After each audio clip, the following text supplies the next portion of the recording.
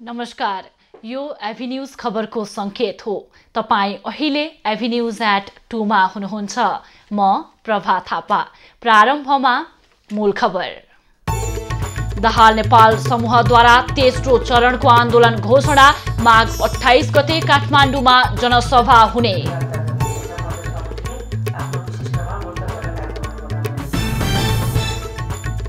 प्रधानमन्त्री ओलीद्वारा नेपालको दोस्रो लामो राप्ती नदीको पुल उद्घाटन। 4 महिना अगाडि नै निर्माण पूरा।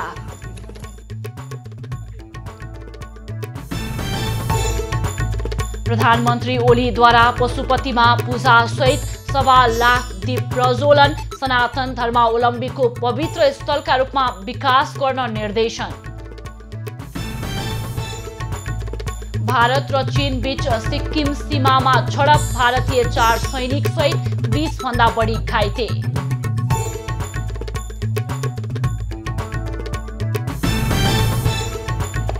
र प्रदेश 2 द्वारा प्रधानमन्त्री कपमा प्रहरीलाई 170 रनको चुनौती। एपीएफले सेनालाई दियो 241 रनको लक्ष्य।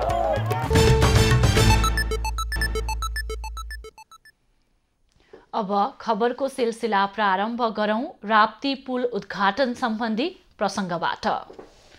लुम्बिनी प्रदेशको स्थायी राजधानी स्थित राप्ती नदीमा बनेको पक्की पुलको प्रधानमन्त्री केपी ओलीले आज उद्घाटन गरेका छन्। राप्ती गाउँपालिकाको सिसनिया र गडवा गाउँपालिकाको महदेवा जोड्ने गरी नेपालकै दोस्रो लामो पक्की पुल उनले उद्घाटन गरेका हुन्। झण्डै 1 वर्ष अघि निर्माण सम्पन्न भएको पुलको उद्घाटन आज गरिएको हो। पुलको शिलान्यास तत्कालीन प्रधानमन्त्री पुष्पकमल दाहालले 2073 मङ्सिर 22 गते गरेका थिए।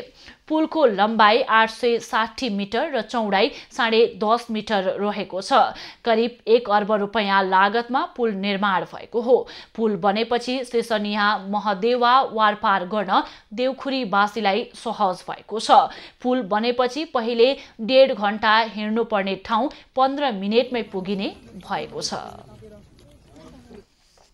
प्रधानमन्त्री केपी ओलीले आज पशुपतिनाथ मन्दिरमा विश्व शान्ति एवं राष्ट्र कल्याणको संकल्पले विशेष पूजा सहित 1.25 लाख दीप प्रज्वलन गरेका छन्। पत्नी राधिका साक्य सहित बिहान करिब 8 बजे पशुपतिनाथ पुगेका प्रधानमन्त्री ओलीले पशुपति परिक्रमा विधि अनुसार मन्दिर घुमेर विशेष पूजा गरेको पशुपति क्षेत्र विकास कोषले जनाएको छ। सो अवसरमा ओलीले पशुपति क्षेत्रका गतिविधिका बारेमा पनि जानकारी लिएका थिए। पशुपति क्षेत्रलाई विश्वकै वैदिक सनातन धर्मावलम्बीको पवित्र स्थलका रूपमा विकास गर्न उनले कोषका पदाधिकारीलाई निर्देशन दिएका छन्। प्रधानमन्त्रीसँगै संस्कृति पर्यटन तथा नागरिक उड्डयन मन्त्री भानुभक्त ढकाल, प्रधानमन्त्रीका परराष्ट्र मामिला सल्लाहकार डाक्टर राजुन भट्टराई तथा काठमाडौँका प्रमुख जिल्ला अधिकारी कालीप्रसाद रिजाल पनि सहभागी थिए। नेकपा पुष्पकमल दाहाल माधव नेपाल समूहले प्रतिनिधि सभा विघटनको विरोधमा आन्दोलनको थप कार्यक्रम घोषणा गरेको छ। सोमबार पार्टी केन्द्रीय कार्यालय पेरिस डाँडामा पार्टीको केन्द्रीय संघर्ष समितिले पत्रकार सम्मेलन गरी पार्टीको थप आन्दोलनको कार्यक्रम घोषणा गरेको हो। तेस्रो चरणको आन्दोलन अन्तर्गत देशभर विभिन्न विरोध सभा र प्रदर्शनका कार्यक्रम सार्वजनिक गरिएका हुन्। माघ 15 गते बुटवलमा, माघ 16 गते विराटनगरमा र माघ 17 गते धनगढीमा बृहत जनसभा तथा माघ 28 गते काठमाडौँमा बृहत विरोध प्रदर्शन तथा सभाको कार्यक्रम दाहाल नेपाल समूहले सार्वजनिक गरेको छ। अध्यक्ष लगायतका वरिष्ठ नेताहरूले सम्बोधन गर्ने कार्यक्रम हुन् यी 3वटा। अनि त्यसपछि प्रदेशका राजधानीहरूमा विशिष्ट प्रकारका ठोस कार्यक्रमहरूलाई निरन्तरता दिनेछ। प्रदेश कमिटीले आफ्नो विशिष्टमा मूर्त गरेर कार्यक्रमहरू बनाउनु हुनेछ। प्रदेशका राजधानीहरूमा विशिष्ट प्रकारका ठोस कार्यक्रमहरूको निरन्तरता दिने, समाजका विभिन्न तह र तबकाका मानिसहरूसँग अन्तर्क्रिया आयोजना गरिने भएको छ। माघ 22 गते काठमाडौँमा युवा र्याली, माघ 26 गते देशव्यापी मसाल जुलुस तथा माघ 28 गते काठमाडौँमा बृहत विरोध प्रदर्शन तथा सभा हुने भएको छ।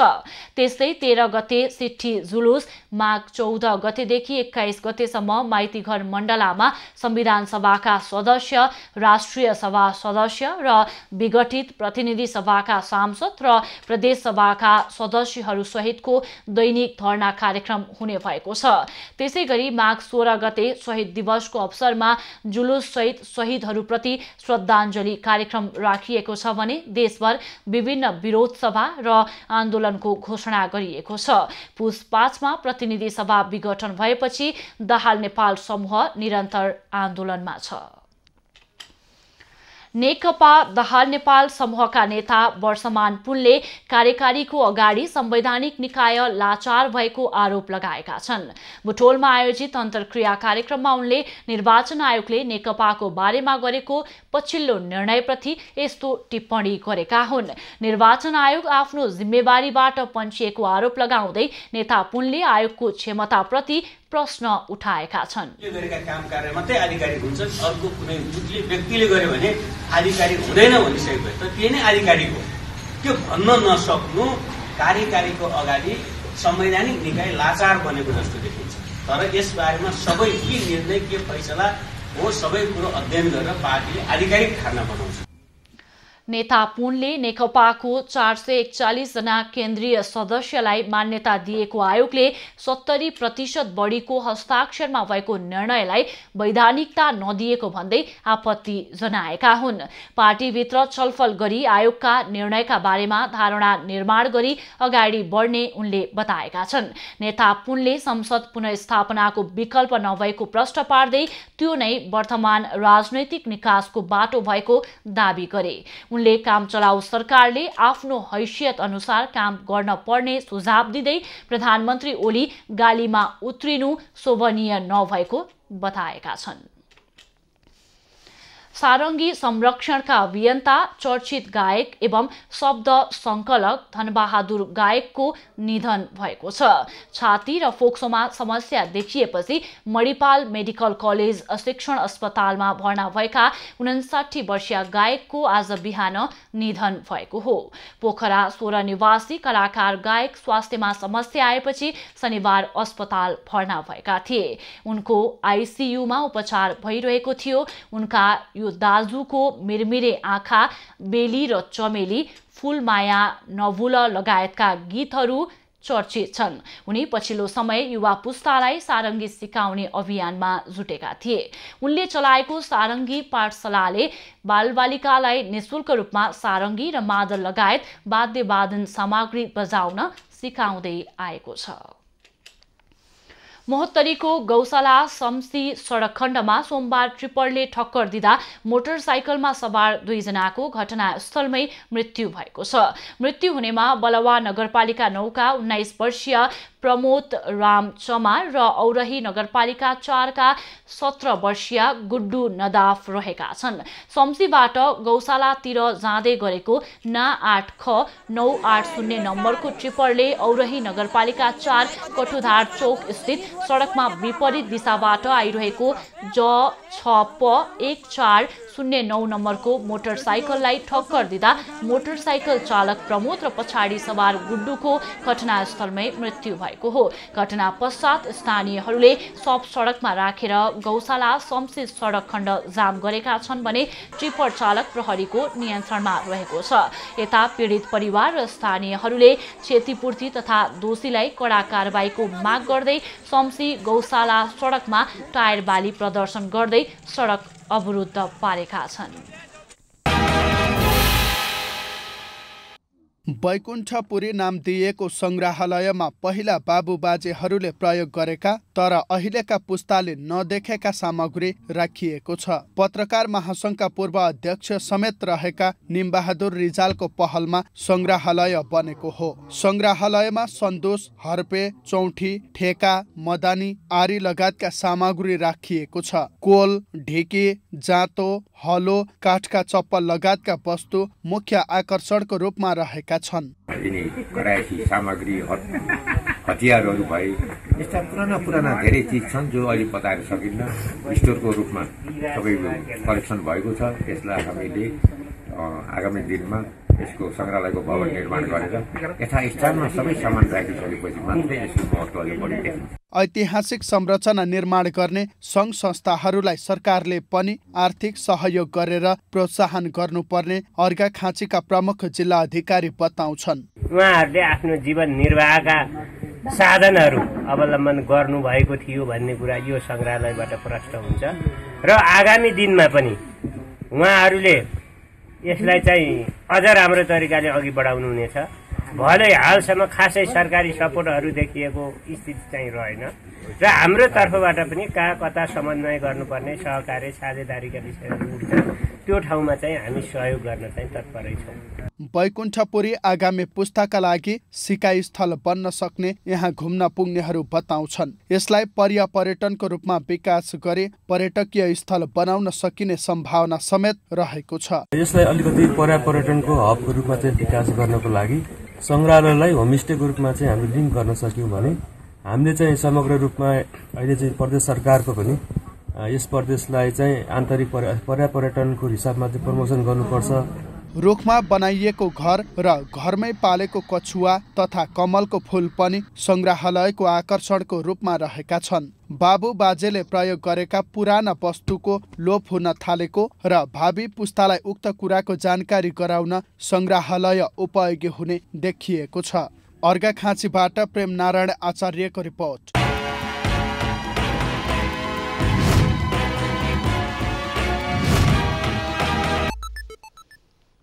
अब बाँकी खबर।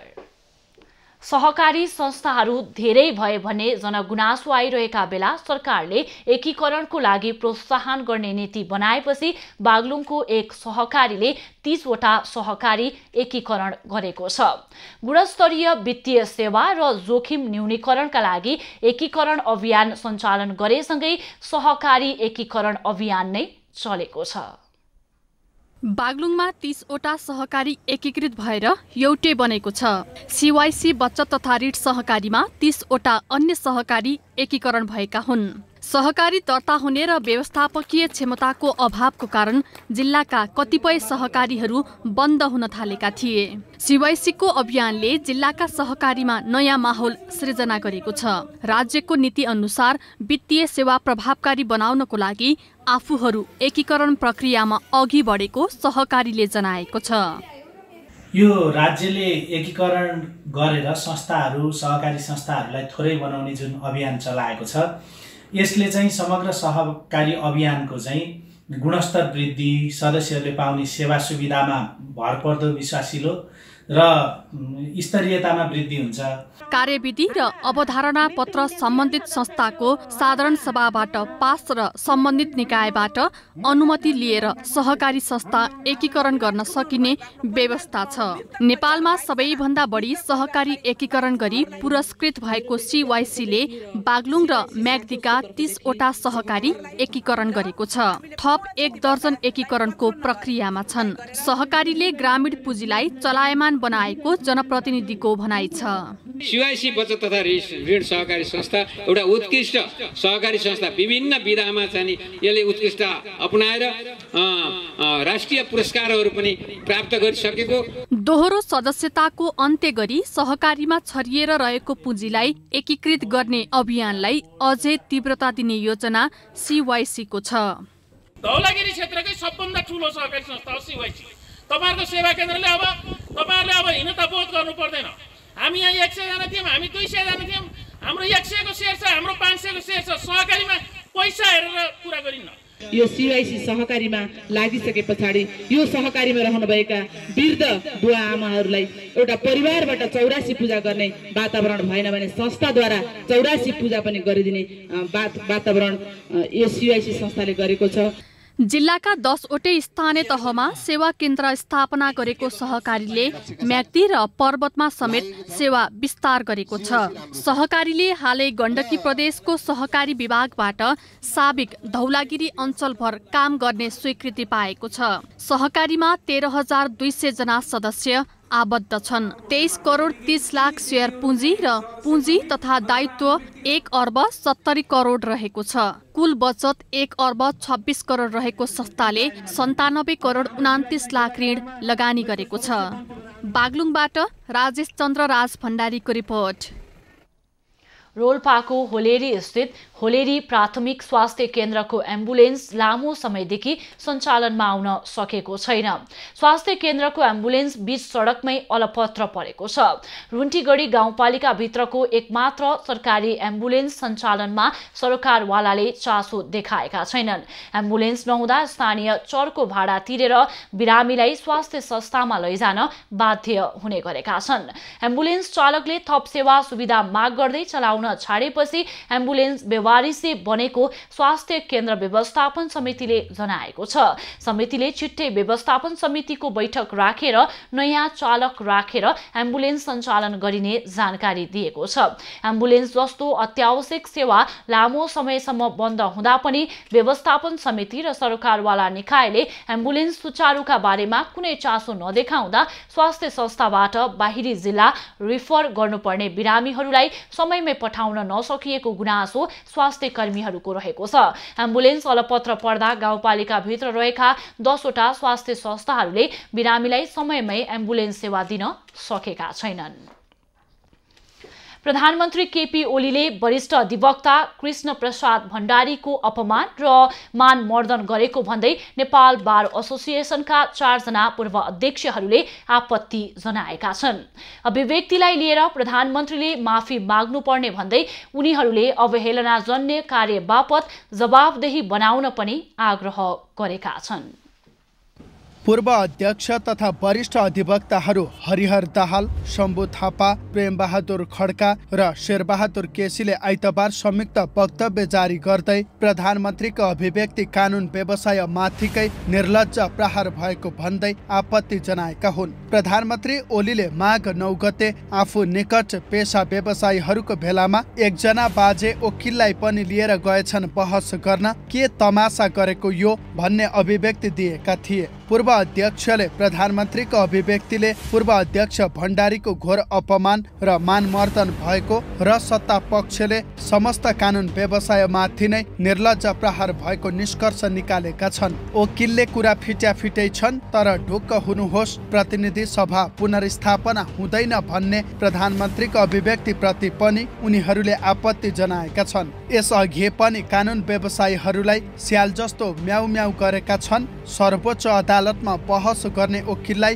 त्यति पनि थाहा नहुने के गर्छन् ती वकिलले भनी सार्वजनिक समारोहमा गरिएका प्रधानमन्त्रीका अभिव्यक्तिले संविधानद्वारा संरक्षित कानुन व्यवसायमाथि नै धावा बोलिएकाले लोकतन्त्रका पहरेदार कानुन व्यवसायमाथिको यो प्रहारलाई मुख्य दर्शक भएर सहन गर्न नसकिने विज्ञप्तिमा उल्लेख छ। विज्ञप्तिमा प्रधानमन्त्रीको यो अभिव्यक्तिले अदालतमा विचाराधीन मुद्दालाई समेत प्रतिकूल असर गर्ने प्रयास भएकाले यस विषयलाई आफूहरूले गम्भीरतापूर्वक लिएको भनिएको छ। आफ्नो विपक्षमा बहस गरेका आधारमा अपमान गर्ने, होच्याउने र दुर्वाच्य वचनले प्रहार गर्ने कुरा प्रधानमन्त्रीको शक्तिको अहंकार र उन्माद भएको उनीहरूको ठहर छ। उनीहरूले प्रधानमन्त्रीलाई सार्वजनिक क्षमा याचना गर्न अदालतको अपहेलना जन्य कार्य बापत जवाफदेही बनाउन विज्ञप्ति मार्फत ध्यानकर्षण पनि गराएका छन्।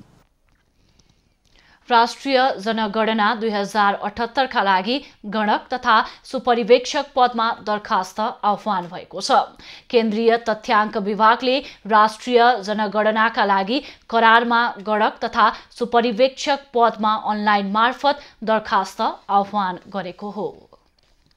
राष्ट्रिय जनगणना 2078 का लागि तथ्याङ्क विभागले तयारी अघि बढाएको छ। विभागले आइतबार पत्रकार सम्मेलन आयोजना गरी करारमा गणक तथा सुपरिवेक्षक भर्ना आवेदन आह्वान गरिएको बताएको हो। विभागले करिब 39,000 गणक र 8,000 सुपरिवेक्षक करारमा भर्ना गर्न लागेको जानकारी समेत गराएको छ। करारका जनशक्ति अपुग भएमा स्थानीय सार्वजनिक विद्यालयका शिक्षक र सरकारी कर्मचारीको प्रयोग गरी जनगणना गरिने विभागको भनाइ छ। 2077 चैत्र 11 गतेदेखि 60 दिनभित्र अनलाइन दरखास्त भर्न सकिने तथा अनलाइनको पहुँच नहुनेहरूका लागि चैत्र 5 गतेदेखि 11 गतेसम्म प्रदेश तथा जिल्ला जनगणना कार्यक्रममा दरखास्त फारम भरी बुझाउन सकिने व्यवस्था गरिएको केन्द्रीय तथ्याङ्क विभागले जनाएको छ। मानिसको जनगणनाको अलावा व्यावसायिक प्रयोजनका लागि पालिएका पशु पन्छीको समेत जनगणना गरिने भएको छ। जनगणना भनेको मान्छेको गणना मात्र होइन, जनगणनाको फर्ममा मान्छेले व्यावसायिक प्रयोजनको लागि पालेका पशु पन्छी चौपायाहरूको पनि सबै गणना गर्छ। हामीले विगतको गणना पनि गरेका थियौँ। त्यसबाट के आउँछ भन्दाखेरि लाइफ स्टकको कम्प्लिट सेन्सस नै हुने भयो। त्यो सँगसँगै अरू एग्रिकल्चरसँग रिलेटेड इन्फर्मेसन पनि सोध्छौँ। त्यो सोधेको कारण के हो भन्दाखेरि जनगणना सकेको लगतै 6 महिनापछि हामीले राष्ट्रिय कृषि गणना गर्नुपर्ने हुन्छ र कृषि गणनाको लागि पनि एउटा फ्रेम यसबाट तयार हुन्छ। अनलाइन दरखास्त केन्द्रीय तथ्याङ्क विभागको वेबसाइट www.cbs.gov.np मा गएर भर्न सकिनेछ।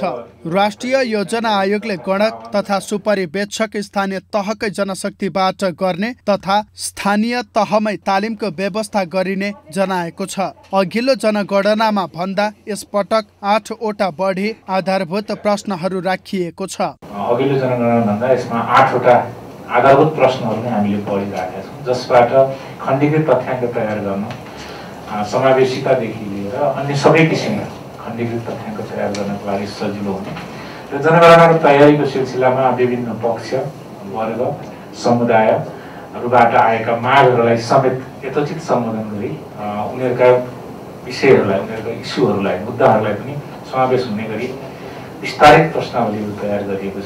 राष्ट्रिय जनगणना 2078 नेपालको 12औं जनगणना हो। नेपालमा विक्रम सम्मत 1968 सालदेखि जनगणना प्रारम्भ भएको हो।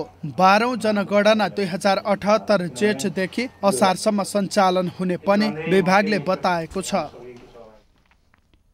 हिन्दू राष्ट्र र राष्ट्रसंस्था पुनर्स्थापनाको माग गर्दै पछिल्लो समय देशका विभिन्न भागमा सडक प्रदर्शन भइरहेका छन्।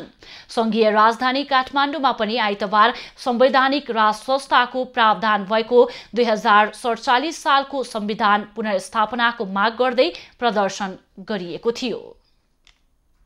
देशभक्त प्रजातान्त्रिक गठबन्धनको नाममा काठमाडौँको माइतीघरमा आयोजना गरिएको प्रदर्शनमा गणतन्त्र, हिन्दू राज्य, धर्मनिरपेक्षता, संघीयताका विरोधमा चर्को नारा लागेको थियो।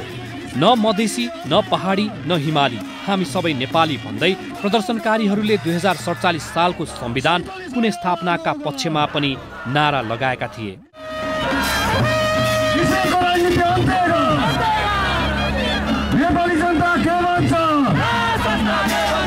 प्रदर्शनमा सहभागी अगुवाहरूले 2072 सालको संविधान नेपालीको हित विपरीत भएकाले यसले निरन्तरता पाउन नसक्ने बताएका थिए। उनीहरूले अहिलेको संविधान व्यवहारिक नभएको भन्दै 2047 सालको संविधान पुनर्बहालीको माग गरे। निर्वाचित संविधान सभा भनेर हुन्छ भनेर पास गराइयो। यो संविधान सभाले आम जनताले भनेको कुरा सुनेको थिएन। हिन्दू राज्य सम्बन्धी, राजा सम्बन्धी, यो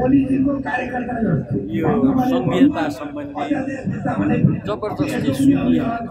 आफ्नो जातित्व अन्तर्गतको चाहिँ संस्कार बनाएको छ। त्यो संस्कार मिलेर प्रकृतिक बनाएको छ, संस्कृति बनाएको छ। संस्कृति नै शक्तिको रूपमा गएर प्रकृतिमा अटल रहेकोले राज संस्था चाहिन्छ भनेर भनेको हो।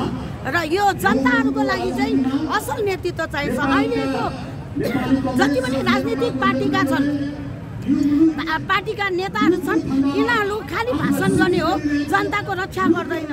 हिन्दू राष्ट्र र राज संस्था स्थापनाको नारा लगाउँदै माइतीघरबाट निस्किएको र्याली नयाँ बानेश्वर पुगेर कोण सभामा परिणत भएको थियो। सिन्धुलीमा अवस्थित मध्यपूर्वी क्षेत्रको पवित्र तथा प्रसिद्ध धार्मिक तीर्थस्थल कमला माईको उद्गम स्थल पछिल्लो समय पर्यटकीय आकर्षणको केन्द्रको रूपमा विकास हुँदै गएको छ।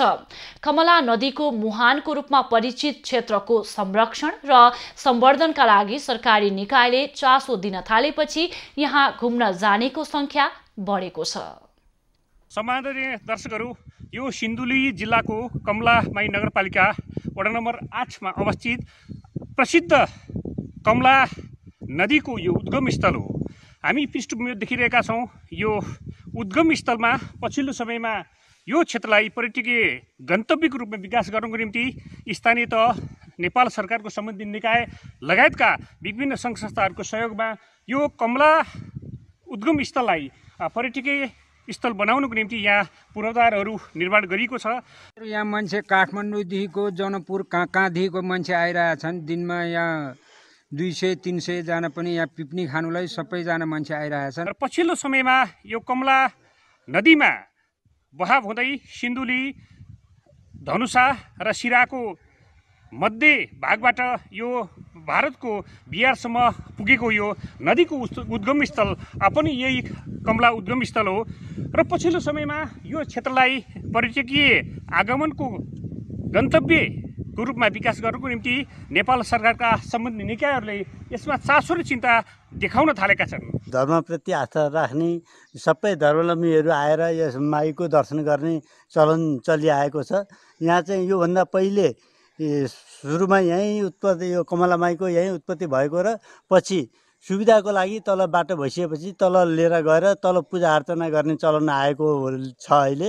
तर यसको जुन उद्गम स्थल भनेको चाहिँ यो कमला माई नगरपालिका 8 नम्बर यो माइथान शिर भन्छ, यहाँ उत्पत्ति भएको हो। यो उद्गम स्थललाई सम्वर्धन र संरक्षण गर्न सकियो भने सिन्धुली जिल्लाको आर्थिक तथा सामाजिक विकासमा प्रत्यक्ष रूपमा टेवा पुग्न सक्ने थियो। एबी न्यूज खबरका लागि शङ्कर कार्की, कमलामाई, सिन्धुलीमाडी। खबरको सिलसिला अझै जारी छ, हामी सँगै रहनुहोला। अब बाँकी खबर।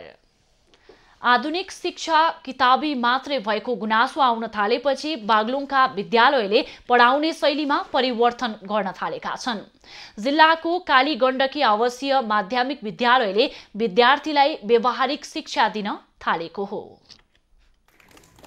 विद्यार्थीलाई व्यावहारिक बनाउनका लागि पुस्तक मात्रै अध्ययन गराएर नपुग्ने भएकाले उनीहरूलाई सामाजिक काममा समेत लगाउन थालिएको हो। सोही क्रममा बागलुङमा रहेको कालीगण्डकी माध्यमिक विद्यालयले विद्यार्थीको सहभागितामा शिक्षा तथा सामाजिक सेवामा योगदान पुर्याएका लालचन्द्र राज भण्डारीलाई घरमै पुगेर सम्मान गरेको छ। कक्षा कोठा बाहिर पनि विद्यार्थीले सिक्ने बुझ्ने अवसर प्राप्त गरून् भनेर विद्यार्थीलाई सामाजिक काममा अघि बढाइएको विद्यालयले जनाएको छ। सधैँ जसो विद्यार्थीहरूलाई निरन्तर खालको सैद्धान्तिक पठन पाठनको साथसाथै तिनीहरूलाई व्यावहारिक हिसाबले पनि शिक्षा प्रदान गर्नुपर्छ भन्ने मान्यताका साथ व्यावहारिक शिक्षा हासिल गरून् भनेर विभिन्न खालको कार्यक्रमहरू गरिरहेको छ। प्रयोगात्मक हिसाबले पनि पढाउन सकिन्छ भन्ने मान्यताका साथ हाम्रा अभियानहरू हामीले निरन्तर रूपमा अगाडि बढाएका छौँ।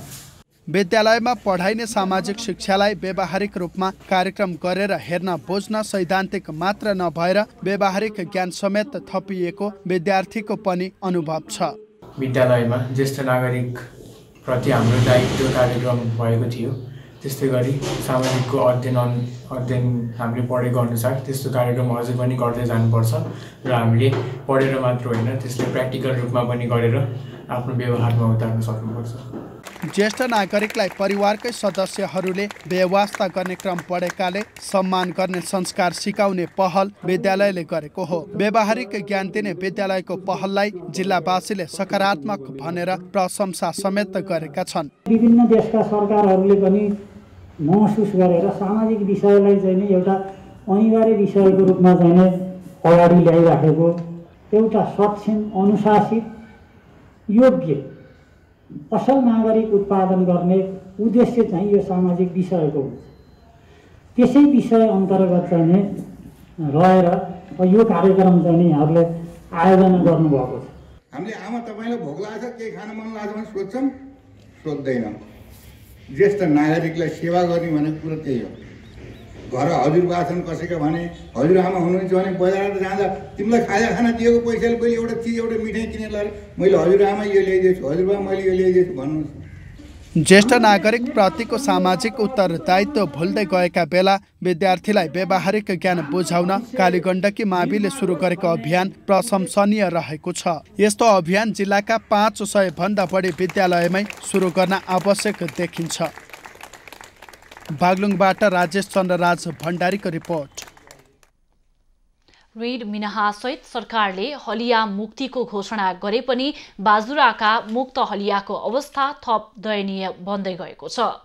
मुक्त हलियालाई पुनर्स्थापना गर्न नसक्दा उनीहरूको दैनिकी चुनौतीपूर्ण बनेको हो। सरकारले 2065 भदौ 20 गते मुक्त घोषणा गरे पनि पुनर्स्थापना हुन नसक्दा बाजुराका हलिया समस्यामा छन्। सरकारले हलियाको नाममा रहेको ऋण मिनाहा गरी हलिया राख्न नपाउने र राखी कानुनी कारबाही गरिने सम्झौतामा उल्लेख गरिए पनि ऋण चुक्ता गर्न नसक्दा हलिया अझै समस्यामा छन्। जमिनदारले दबाब दिइरहेपछि हलियाहरू मुक्तपछि पनि जमिनदारको हलो जोतेर गुजारा चलाउन बाध्य छन्। एक लाटो छ, एक खुट्टाको अपाङ्गै छ, आँखाकी म कमजोरी छु, यो छोरी अनि हातकी कमजोरी छ। हामीले कस्तो गरी पाल्ने सर, हामीले कसरी गरी खाने र के गर्ने। हलिया मुक्त भएको 1 वर्षभित्रै पुनर्स्थापना गरिसक्ने भनेर सम्झौता भए पनि त्यसको अझै कार्यान्वयन हुन सकेको छैन। कतिपयले 3 वर्षपछि परिचय पत्र पाए पनि राहत कहिले पाउने टुङ्गो लागेको छैन। अरूको काम गरेर गुजारा चलाइरहेको भए पनि मुक्त घोषणापछि बिचल्लीमा परेको हलियाहरूको गुनासो छ।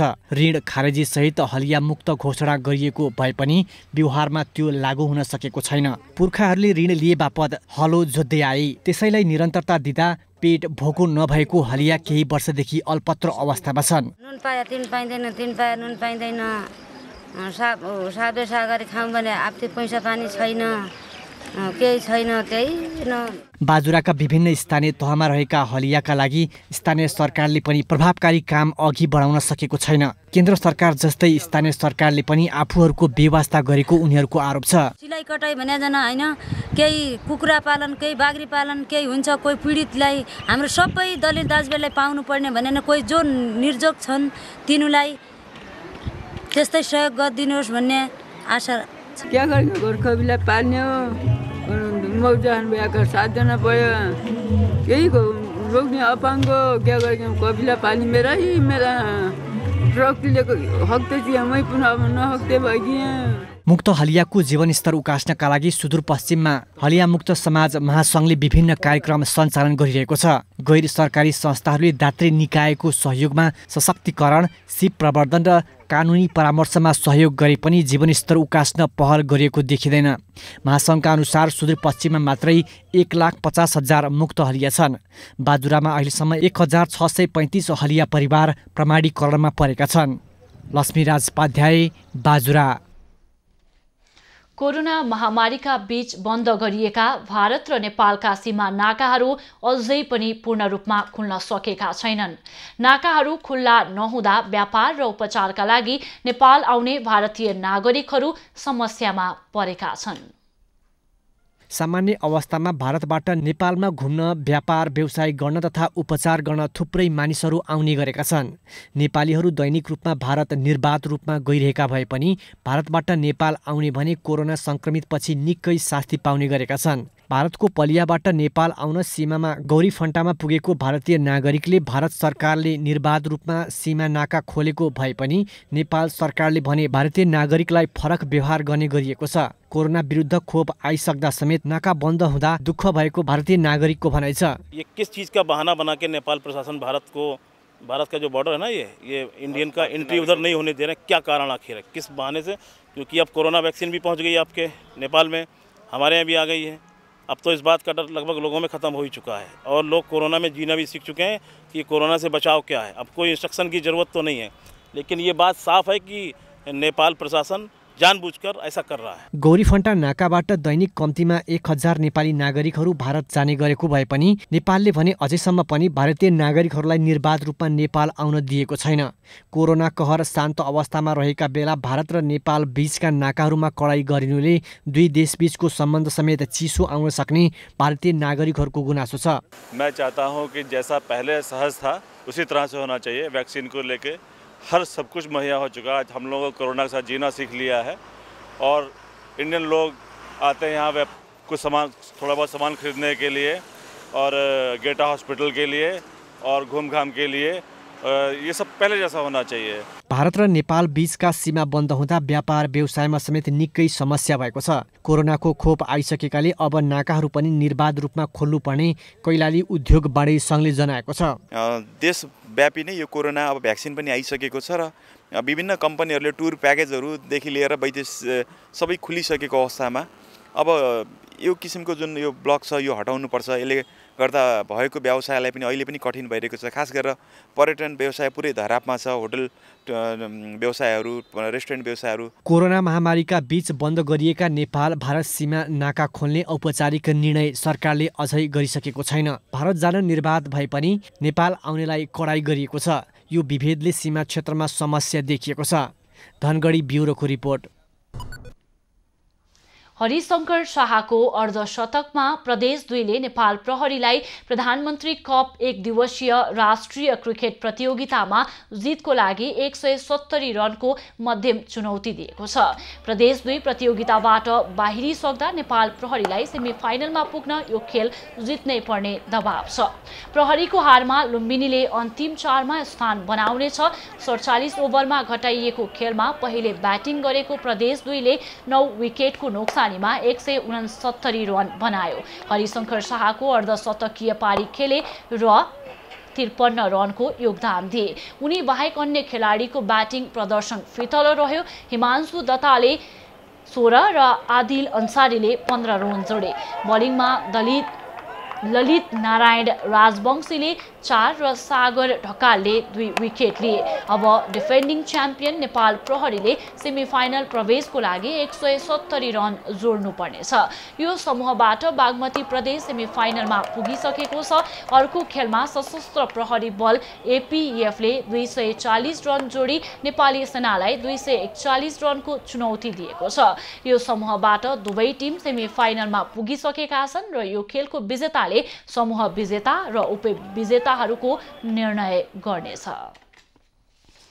राष्ट्रिय महिला लीग फुटबलमा आज उदयपुरको चौदण्डीगढी नगरपालिका र रौतहटको चन्द्रपुर नगरपालिका बीच प्रतिस्पर्धा हुँदैछ। 7 दोबाटो स्थित एन्फा कम्प्लेक्समा 2 नगर बीचको खेल 2 बजे सुरु हुनेछ। अहिलेसम्म अङ्कविहीन चौदण्डी र चन्द्रपुर पहिलो जित निकाल्ने प्रयासमा छन्। चौदण्डी पहिलो खेलमा प्रहरीसँग र चन्द्रपुर एपीएफ क्लबसँग पराजित भएका थिए। महिला लीगमा 3 विभागीय सहित 7 टिमले प्रतिस्पर्धा गरिरहेका छन्। प्रतियोगिताको विजेताले नगद 15 लाख सहित ट्रफी प्राप्त गर्नेछ।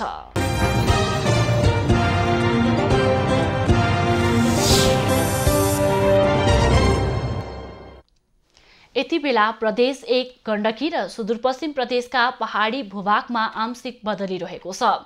बाँकी क्षेत्रमा मौसम सामान्यतया सफा रहेको छ। अपराह्न सुदूरपश्चिम गण्डकी प्रदेश र प्रदेश 1 का उच्च पहाडी तथा हिमाली भूभागका 1-2 स्थानमा हल्का हिमपातको सम्भावना रहेको जल तथा मौसम पूर्वानुमान महाशाखाले जनाएको छ। काठमाडौँ उपत्यकाको आजको अधिकतम तापक्रम 19 डिग्री सेल्सियस र न्यूनतम तापक्रम 3 डिग्री सेल्सियस बीच रहने अनुमान गरिएको छ।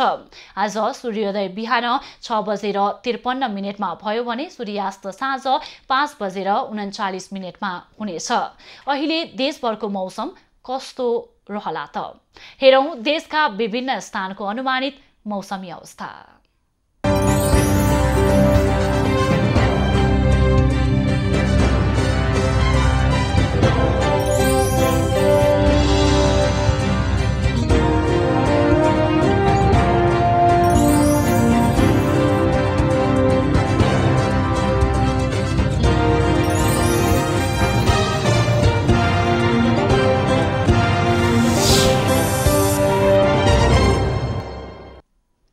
अहिलेलाई खबरको क्रम यति नै। एभी न्यूज खबरका यी सहित अन्य विस्तृत खबरका लागि www.avnews.tv लगअन गर्न सक्नुहुनेछ। युट्युब, फेसबुक र ट्विटरमा पनि हामीलाई फलो गर्न सकिनेछ। खबर भित्रको खबरका लागि हेर्दै रहनुहोला एभी न्यूज खबर। नमस्कार।